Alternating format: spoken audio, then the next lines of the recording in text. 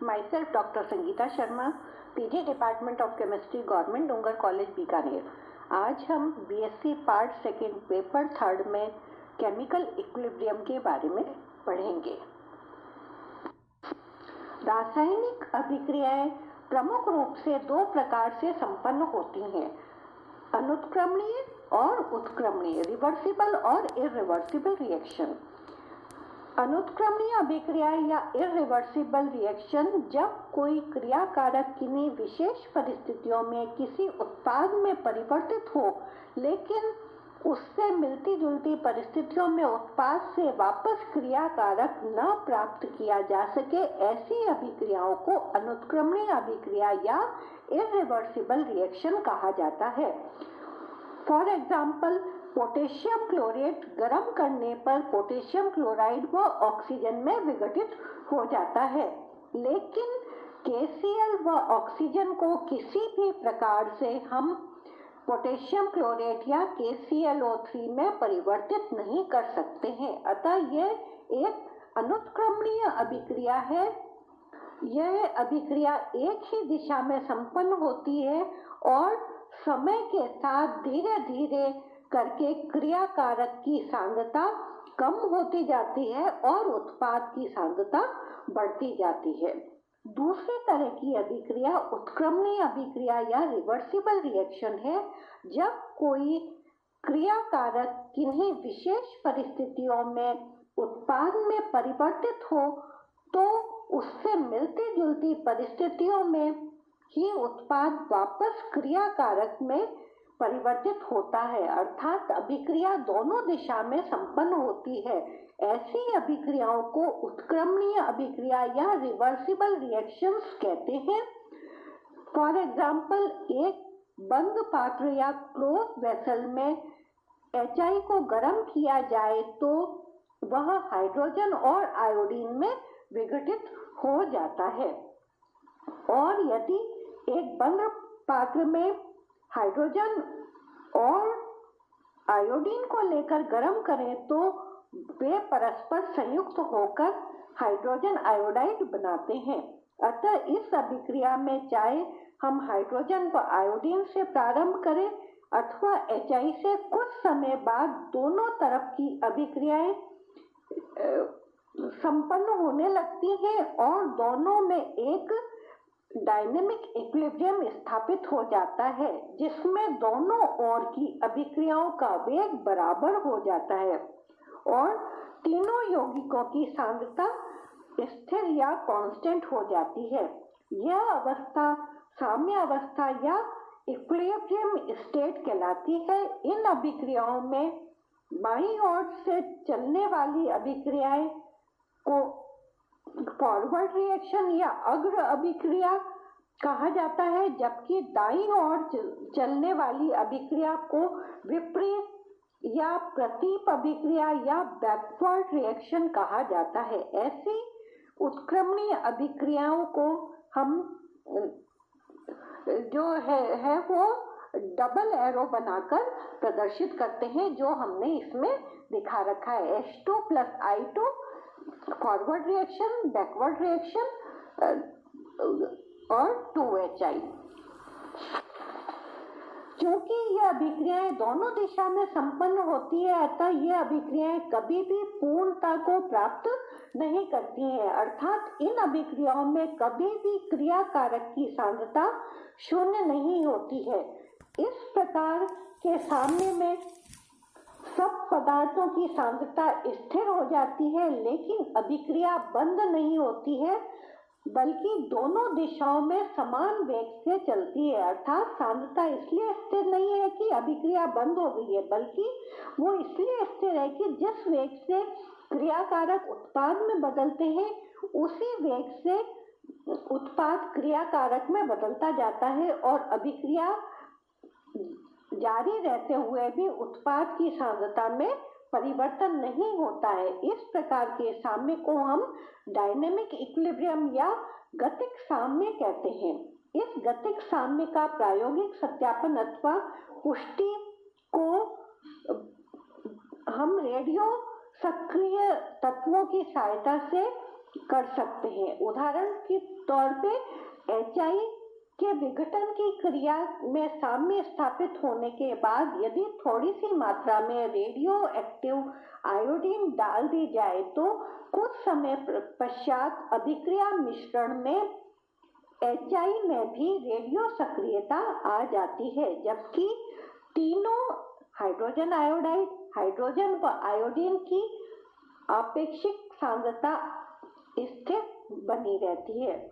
उत्क्रमणीय अभिक्रियाओं में समय के साथ अग्र अभिक्रियाओं का वेग घटता जाता है और विपरीत अभिक्रियाओं का वेग बढ़ता जाता है और एक बिंदु पर आकर दोनों का वेग बराबर हो जाता है। इसके बाद कितना भी समय हो जाए दोनों का वेग बराबर ही बना रहता है। यही अवस्था साम्य अवस्था कहलाती है, जो हमने इस ग्राफ में दिखाया है। कुछ उत्क्रमणीय अभिक्रियाओं के उदाहरण हमने दे रखे हैं। आयरन और वाटर अभिक्रिया करके Fe3O4 और हाइड्रोजन गैस बनाता है। अमोनियम क्लोराइड अमोनिया और HCl में परिवर्तित होते हैं। PCl5 PCl3 और Cl2 में डिकम्पोज होता है। नाइट्रोजन और हाइड्रोजन मिलके अमोनिया बनाते हैं। इसी तरह ये उदाहरण दे रखे हैं जो रिवर्सिबल रिएक्शंस के उदाहरण हैं। The law of mass action, द्रव्य अनुपाती क्रिया का नियम। रासायनिक साम्य के संबंध में सबसे महत्वपूर्ण नियम गुल्डबर्ग तथा वागे ने 1867 में दिया। इस नियम को द्रव अनुपाती क्रिया का नियम या the law of mass action कहा जाता है। इसके अनुसार किसी अभिक्रिया का वेग उसके क्रिया कारकों के सक्रिय द्रव्यमान के गुणनफल के समानुपाती होती है। Rate of reaction is proportional to multiplication of active mass of the reactants. किसी पदार्थ के सक्रिय द्रव्यमान से तात्पर्य है उस पदार्थ की मोलर सांद्रता अर्थात 1 लीटर आयतन में विद्यमान पदार्थ के मोलों की संख्या। किसी पदार्थ के मोलों की संख्या इजिकल टू उसकी ग्राम में मात्रा m अपॉन उसकी आणविक द्रव्यमान अर्थात कैपिटल M।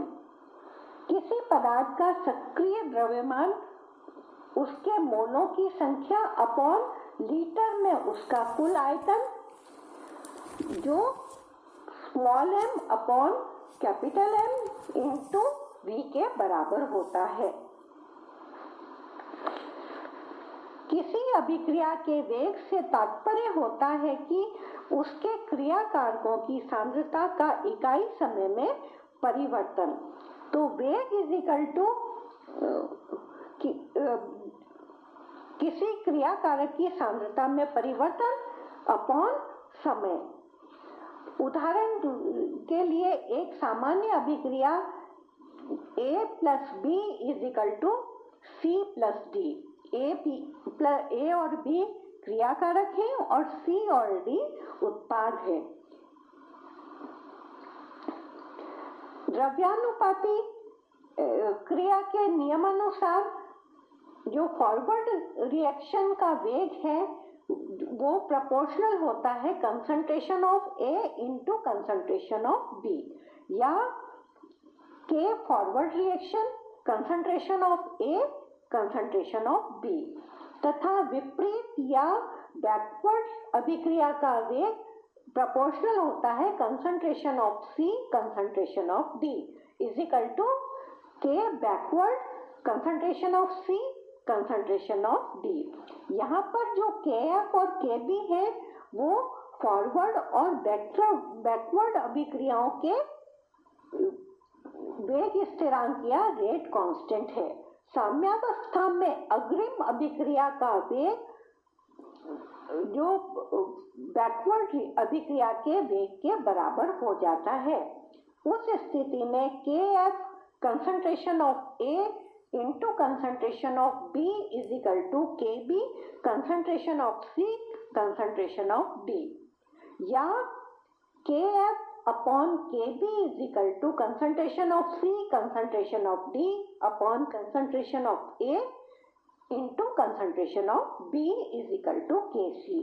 यहाँ पर जो Kc है वो साम्य स्थिरांक या इक्विलिब्रियम कांस्टेंट कहलाता है।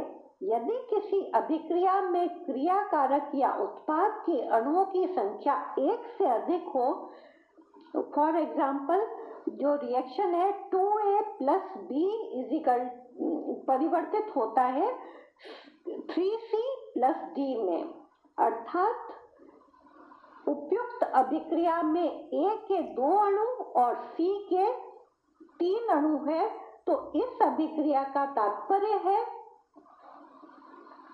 कि A के 2 अणु है और C के 3 अणु है, तो हमें लिख सकते हैं A plus B convert into C plus C D। और इसके लिए जो साम्य स्थिरांक है वो Kc is equal to concentration of C, concentration of C, concentration of C, concentration of D upon concentration of A into concentration of A into concentration of B। या हम इसको संयुक्त रूप से ऐसे लिख सकते हैं concentration of 3 का Q into concentration of D upon concentration of A square into concentration of B। साम्य स्थिरांक के समीकरण में किसी अभिक्रिया में भाग लेने वाले किसी पदार्थ के अणुओं की संख्या उसकी सांद्रता के घातांक के रूप में प्रकट की जाती है। अतः जो सामान्य अभिक्रिया N1A plus N2B give rise to M1C plus M2D के लिए साम्य स्थिरांक को हम Kc concentration of C raised to M1 into concentration of D raised to M2 upon concentration of A raised to N1 into concentration of B raised to N2। साम्य स्थिरांक Kc के C का तात्पर्य सांद्रता या कंसंट्रेशन से है। Magnitude of equilibrium constant साम्य स्थिरांक का परिमाण। यदि अभिक्रिया के लिए साम्य स्थिरांक या इक्विलिब्रियम कांस्टेंट का मान अधिक है तो इससे यह निष्कर्ष निकलता है कि साम्यावस्था में उसके उत्पादों की सांद्रता कंसंट्रेशन ऑफ प्रोडक्ट ज्यादा है, अर्थात यह अभिक्रिया अधिक सफलतापूर्वक संपन्न हो सकती है और रिएक्शन रेट फास्ट हो सकता है। इसके विपरीत यदि साम्य स्थिरांक का मान कम है तो इससे यह निष्कर्ष निकलता है कि इक्विलिब्रियम या साम्यावस्था में उत्पादों की सांद्रता कम और क्रिया कारकों की सांद्रता अधिक है, अर्थात अभिक्रिया अधिक सफलतापूर्वक संपन्न नहीं हुई है, कम मात्रा में रिएक्शन हो रही है और ये रिएक्शन स्लो हो सकती है। साम्य अभिक्रिया साम्य या साम्य स्थिरांक को प्रभावित करने वाले कारक temperature, mode of representing the reaction, mode of representing the stoichiometric equilibrium and mode of presenting amount of substance है।